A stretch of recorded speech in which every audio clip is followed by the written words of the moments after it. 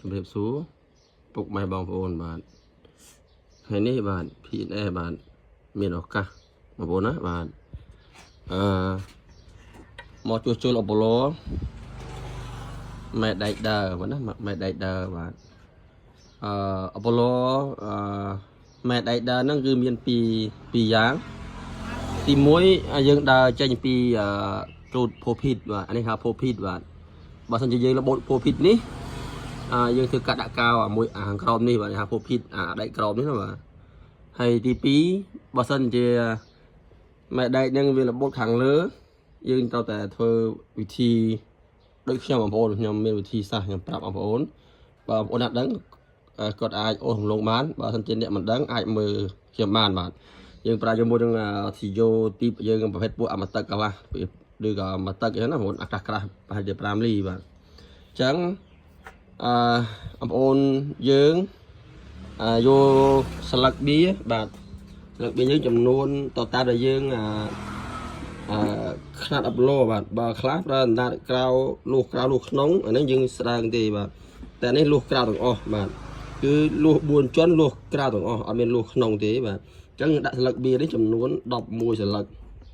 នេះ10ស្លឹកបៀនេះ11ស្លឹកយើងដាក់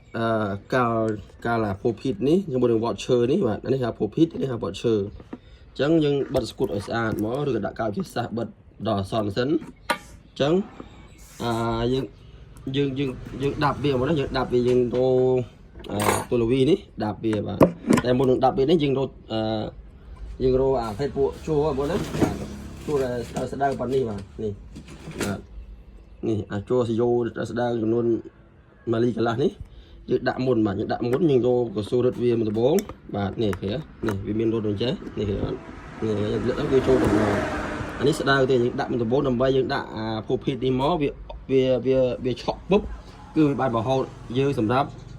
គឺវាបានប្រហោសម្រាប់យើងដាក់ទួលវិធីបានបាទតោះនេះបងប្អូនបាទអញ្ចឹងពេលណាយើងមានប្រហោនឹងមកល្មមដែលយើងអាចញាត់ទួលវិធីបានគឺយើងស្រួលក្នុងការដែលយើងញាត់បែបនេះ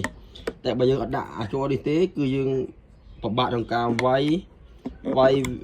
វាញែកពីគ្នាដើម្បីដាក់ស្លឹកបៀបាទអញ្ចឹងពេលវាយអ្នកខ្លះវាយទៅប៉ះផូភីតកពិត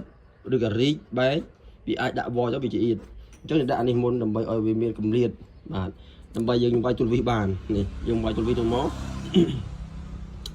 ខ្ញុំធ្វើមើលបាទនេះពេលយើងលើកនេះយើងវាយយើងមកនេះវាយនេះមកយើងដាក់ស្លឹកបៀមួយជ្រុង2ជ្រុងឬ3ជ្រុងបាទយើងដាក់3ក៏បានដែរបាទនេះស្លឹកបៀយើងនេះយើងរុំម្ដុំអញ្ចឹងមកដាក់ស្គុតអញ្ចឹងមករុំម្ដុំអញ្ចឹងយើងដាក់ញាត់ទៅដើម្បីឲ្យវានៅកម្រិតសូនកដាលបាទហើយអានេះយើងធ្វើការយកសយោត្រូវាបាទកាលណាយើងសយោត្រូខ្ពស់ញាត់ប្រហោងឬក៏មានដែកដាក់ធំឧទាហរណ៍ថាយើងយកដែកធំមកប៉ុណ្នេះទៅញាត់អញ្ចឹងមកញាត់អញ្ចឹងវានឹងផុតអាស្លឹកបៀមិញហ្នឹងបាទនេះវាផុតស្លឹកបៀមិញស្លឹកបៀយើងគឺវាខ្លីទេបាទនេះគាត់តែប៉ុណ្ណេះល្មមបាទហេនេះសយោយើងវាយមកចាលអាកន្លែងកតនេះទៅគឺវាល្មមហើយធ្វើការលាកៅ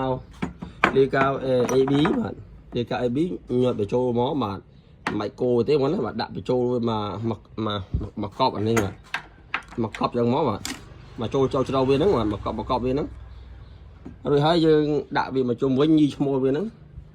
យើងនឹងបដកវាបាទយើងដកយកឲ្យចូលទៅវិញមកគឺវាត្រង់ដោយខ្សែប្រវត្តិណាបងប្អូនហ្នឹងហើយបងប្អូន PNS មកចែកលេខតែប៉ុណ្្នេះទេបងណាបាទបើមានខុសឆ្គងអីកន្លែងណាសូមអធិស្ឋានបាទគឺខ្ញុំជួសជុលហ្នឹងមានទាំង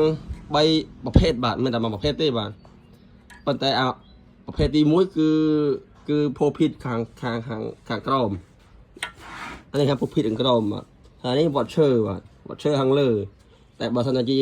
វារំកិលម៉ែដែកគឺខ្ញុំធ្វើអត់បានទេបងប្អូនណាព្រោះម៉ែដែកបើសិនជាយើងរំកិលហើយគឺយើងមិនអាចធ្វើបានទេបាទព្រោះតែវារំកិលហើយ